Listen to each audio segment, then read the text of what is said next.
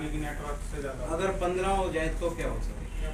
नहीं 30 ट्रिलियन है तो 15 आधा ट्रिलियन ब्रेन डैमेज हो जाएगा। वो तो एक इसकी आधी बॉडी पैरालाइज हो जाएगी। पैरालाइज हो जाएगी ना बॉडी। नहीं वो क्लोटिंग की वजह से सर इनमें क्या होता है, फिर क्लोटिंग की वजह से खत्म हो जाते हैं क्या? ब्लॉक हो जाते हैं। ब्लॉक है। क्लॉटिंग अलग मैटर है, न्यूरॉन अलग मैटर है। नहीं क्लोटिंग होती है तो न्यूरॉन्स कम होते हैं। न्यूरॉन्स में क्लॉटिंग नहीं होती है। मैं ये नहीं कह रहा सर न्यूरॉन्स में क्लोटिंग होती है, वो तो मैं कह रहा हूँ अगर सिर में क्लोटिंग है तो न्यूरॉन्स में कम तो होंगे ना वहाँ से। न्यूरॉन्स डैमेज हो जाते हैं, ब्लॉक हो जाते हैं, डैमेज हो जाते घायल हो जाते हैं, मर जाते हैं। तो ब्लीडिंग भी और देखो। निकलते भी नहीं सर फिर ये वहाँ से।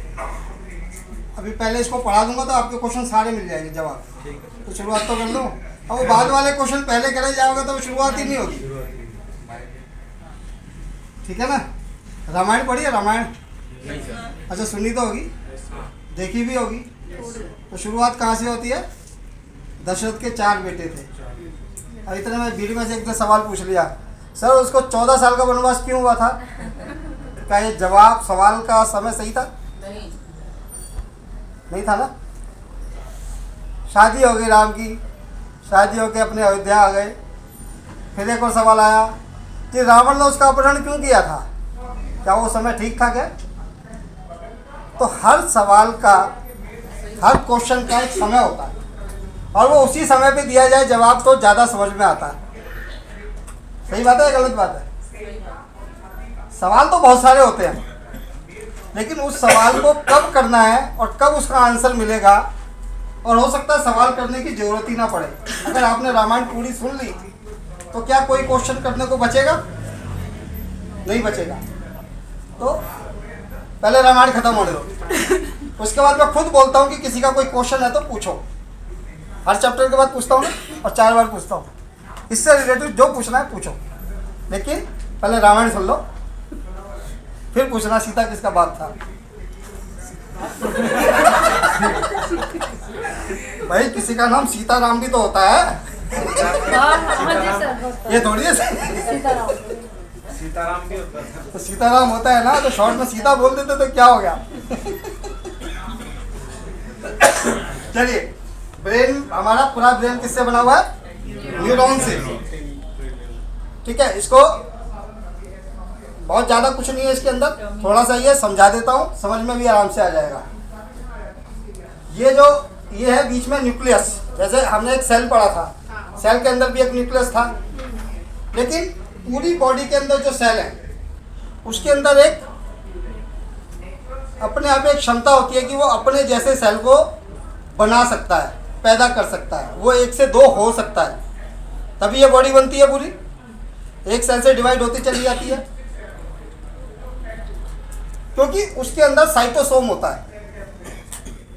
उसके अंदर साइटोसोम होता है। लेकिन इस वाले सेल में, ये न्यूरॉन भी एक सेल है, न्यूरॉन भी एक सेल है, इसका भी एक न्यूक्लियस है, लेकिन इसके न्यूक्लियस में साइटोसोम नहीं होता, इसलिए ये अपने आप को डिवाइड नहीं कर सकता। अगर ये डैमेज हो गया तो हो गया, दोबारा नहीं बनेगा। इसीलिए कभी भी कोई आपको कोई समझ लो लाठी मार रहा है या कोई हिट कर रहा है किसी चीज़ से, तो आप सबसे पहले क्या करते हैं? ऐसे बचेंगे। वो कहते हैं हाथ टूट जाए कोई बात नहीं, ये तो बन जाएगा, साला ठीक हो जाएगा। लेकिन अगर सर फट गया ना तो ये ठीक होने वाला नहीं है। इसीलिए हेलमेट भी पहन के स्कूटी चलाते हैं। अपने आप को सेफ्टी सबसे ज़्यादा कहाँ देते हैं? सिर में। सिर को। शरीर में कहीं कुछ हो जाए दोबारा बन जाएगा, सेल बन जाएगा, ठीक हो जाएगा, रिपेयर हो जाएगा।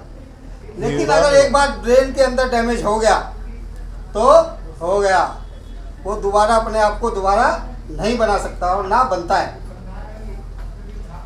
लेकिन ब्रेन के अंदर कैंसर तो हो जाता है, इसका मतलब कहीं ना कहीं डेवलपमेंट तो हो रही है ना, कुछ एक्स्ट्रा बना तभी तो कैंसर। कैंसर क्या होता है? अननेचुरल ग्रोथ का बनना। अननेचुरल ग्रोथ हो रही है, वो कैंसर हो गई। इसका मतलब किसी ना किसी न्यूरॉन्स में कुछ तो है जो बनता है।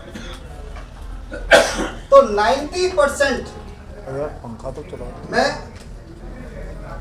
उधर से भी चला लो पंखा,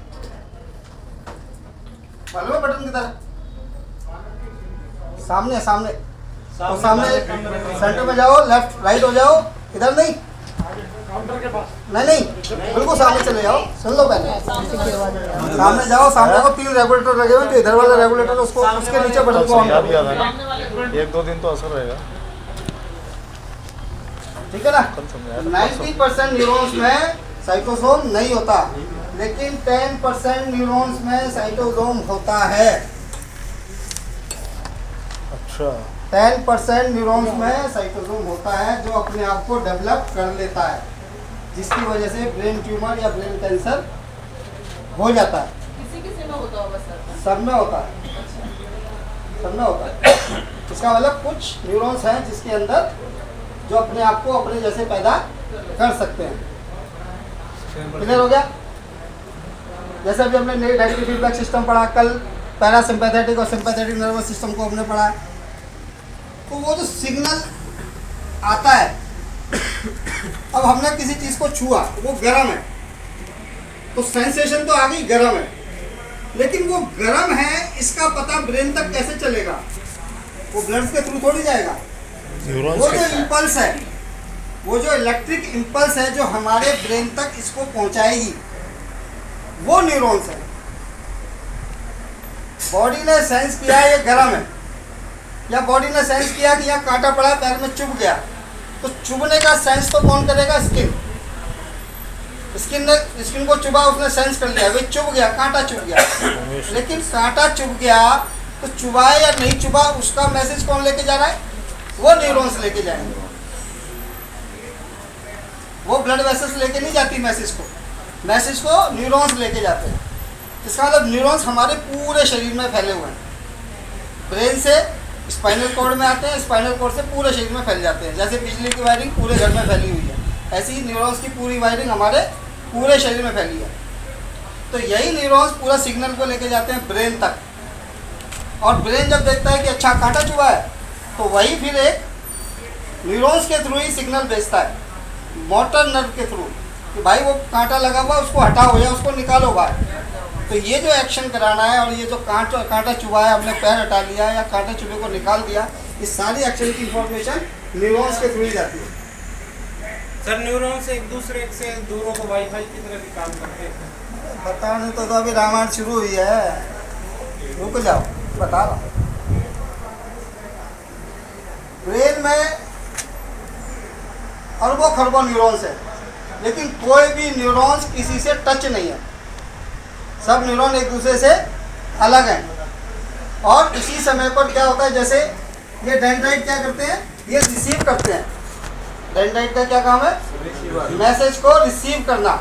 कांटा चुभा, वो डेंड्राइट के पास मैसेज आ गया, डेंड्राइट चुभा, और ये एक्सॉन से होते हुए, एक्सॉन टर्मिनल से इसी के पीछे दूसरा वो लगा हुआ है न्यूरॉन्स, समझ लो दूसरा न्यूरॉन्स है, ठीक है। इसके भी यहाँ रिसीवर लगे हुए हैं। अब ये यहाँ से सिग्नल भेज रहा है इसको, यहाँ पे न्यूरॉन्स लगा हुआ है, अब ये इसको सिग्नल भेज रहा है, और ये दूसरा न्यूरॉन्स है। तो ये जो सिग्नल भेज रहा है, ये टच नहीं है, आपस में कनेक्शन नहीं है, ये थोड़ा दूर रहते हैं। अब ये जैसे इसको सिग्नल भेजेगा कि भाई कांटा चुभा हुआ है, तो ये जो केमिकल के थ्रू भेजेगा, एक हार्मोन के थ्रू या एक केमिकल के थ्रू इसको मैसेज भेजेगा। तो नॉर्मल कल भी मैंने लिखवाया था पैरासिम्पैथेटिक में। अब ये इसको जो मैसेज भेज रहा है वो किससे भेज रहा है? एसिटिल कोलाइन से। एक इसको केमिकल भेज रहा है एसिटिल कोलाइन, तो इसको जो इसके पास मैसेज जा रहा है वो एक केमिकल के थ्रू जा रहा है। और ये बहुत सारे बने हुए हैं, तो यहाँ भी बहुत सारे बने हुए हैं, और ये भी आगे फैल रहे हैं। इसके बाद फिर बहुत सारे निकल रहे हैं, फिर बहुत सारे बने हुए हैं, फिर निकल रहे हैं। तो इसी तरीके से पूरे शरीर में विद इन सेकेंड, मतलब सेकंड का भी 1,00,000वां हिस्सा, नैनो सेकंड में ये काम चुभते ही पूरे शरीर में फैलता है, सिग्नल ब्रेन तक जाता है, और ब्रेन से वापस मोटर नर्व के थ्रू हम इतनी देर में तो पैर हटा लेते हैं। ऐसे होता ना, चुभते ही पैर हटा लेते हैं, या देखते ही पैर रखते रखते भी साइड कर लेते हैं। तो ये सारा का सारा काम नैनो सेकंड में काम होता है। तो मतलब इतनी देर में लाखों करोड़ों सारे न्यूरॉन्स पे वो मैसेज पहुंच जाता है। ये समझ में आ गया न्यूरॉन्स कैसे काम करता है? अब इसके अंदर दो चीज़ें होती हैं। जब आप रिपोर्ट्स पढ़ेंगे ना ब्रेन सीटी स्कैन की या MRI रिपोर्ट, तो उसके अंदर अब मैं ये क्या काम करता है वो मैंने बता दिया। अब थोड़ा सा आपको अलग से चीज़ बता